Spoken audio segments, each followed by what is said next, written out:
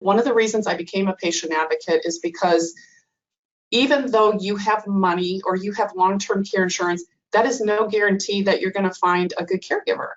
And so one of the things that we do in our community is we help our families find excellent and vetted caregivers, in particular now because of COVID. This is a huge issue. So for example, a lot of people will say, no, I don't want a stranger in my home. I'm going to have my friend down the street come in and my friend is going to take care of me.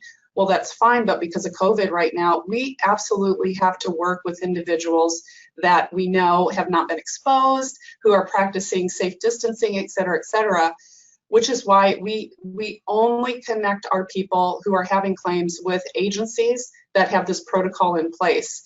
And thankfully, so right now we have about 150 claims that we're overseeing, Jason, and about 90 of them are in their homes getting care. We have not had one COVID-related incident, which is amazing.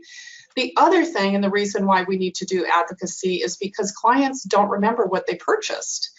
And not that I'm a big proponent of insurance companies per se, but what I will say is a lot of the problems and issues that happen in the claim is because consumers just honestly don't understand what they have. And they go about making decisions without understanding their contract. Then the decision that they make is not compatible with their benefits. And then they think, oh, this insurance company is treating me poorly. So we really want to educate people to help them understand, look, if you want to file a claim, here are the steps. Here's what you need to do. The other thing is we do get claims that are denied. And the reason they're denied is because the process stalls. I'll give you a great example. Insurance companies will send HIPAA forms to the client, and most people on Medicare, Jason, are not used to handling claims because they don't have to.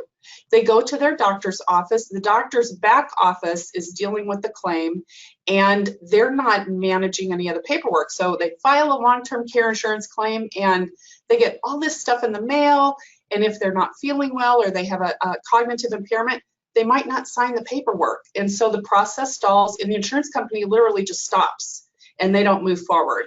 So the other issue that we deal with and why we want to advocate for people is a big one. It's called waiting periods.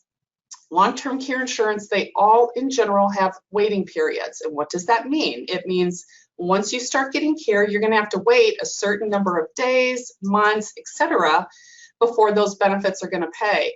And so what we try and help people understand is the easiest and the least expensive way to mitigate that waiting period for folks.